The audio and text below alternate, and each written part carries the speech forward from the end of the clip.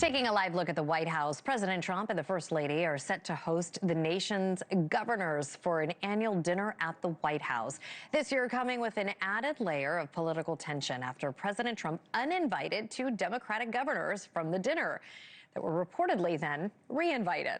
NewsNation Washington correspondent Tom Dempsey is live in Washington, D.C. for us. Tom, I have a feeling we may know who is skipping that dinner.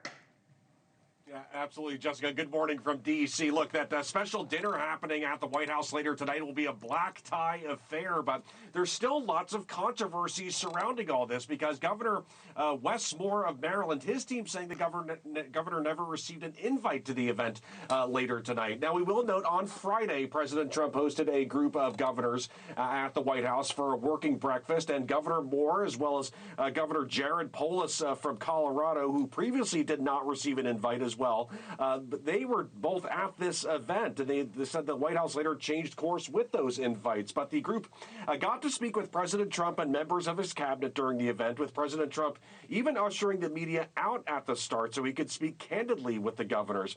Several Democrats, though, plan to sit out the events at the White House due to the controversy over the invites. Earlier this week, President Trump brought up a recent sewage spill here in the D.C. area, writing, quote, "There's a massive ecological disaster unfolding in the Potomac River as a result of the gross mismanagement of local Democrat leaders, particularly Governor Wes Moore of Maryland." And after that meeting at the White House on Friday, Moore responded.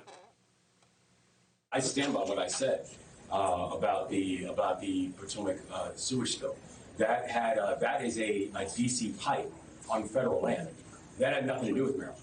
So I stand by the fact that the president was not telling the truth when I was somehow being blamed for something that we had nothing to do with. But also, I am very clear that I don't have any intention of going back and forth with the President of the United States. That's not why I ran for governor.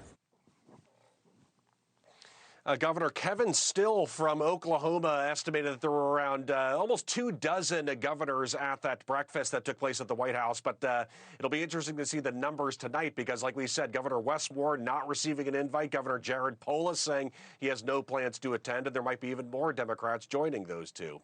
Jessica? Interesting. Okay, so what are you hearing from lawmakers after this Supreme Court tariff ruling? Yeah, so that was obviously the very big story on Friday. We know this morning President Trump and his team voicing actual confidence following all this, saying that they have a number of options to further implement tariffs to take on trade imbalances with other countries. But President Trump signed an executive order, in fact, announcing imposing a 10% global tariff under what's known as Section 122. This will expire after 150 days and would then take Congress approval to extend. After announcing that order, President Trump once again criticized the Supreme Court decision, writing, quote, "Their decision was ridiculous, but now the adjustment process begins, and we will do everything possible to take in even more money than we were taking in before." The president's team saying other options may also be used, including what's known as Section 301, where the U.S. Trade Representative can call for tariffs against countries with alleged unfair trade practices found through an official investigation. Bottom line, though, the president and his team saying options exist. And speaking with NewsNation's Katie Pavlich on Friday night, Arkansas Governor Sarah Huckabee Sanders said the Supreme Court decision may actually lead to President Trump pressing even harder into his trade policy. One of the things I love about Donald Trump is that the fastest way to get him to do something is to tell him that he can't.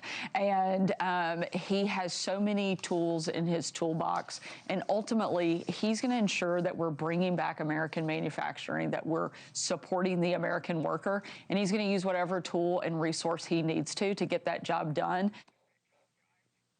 And that 10% global tariff goes into effect this upcoming Tuesday, showing the quick response to that monumental Supreme Court decision. Jessica? All right, NewsNation's Tom Dempsey live from Washington. Thank you. Thank you for watching. Subscribe below and download our NewsNation app right now on your phone, and you will get fact-based, unbiased news for all Americans.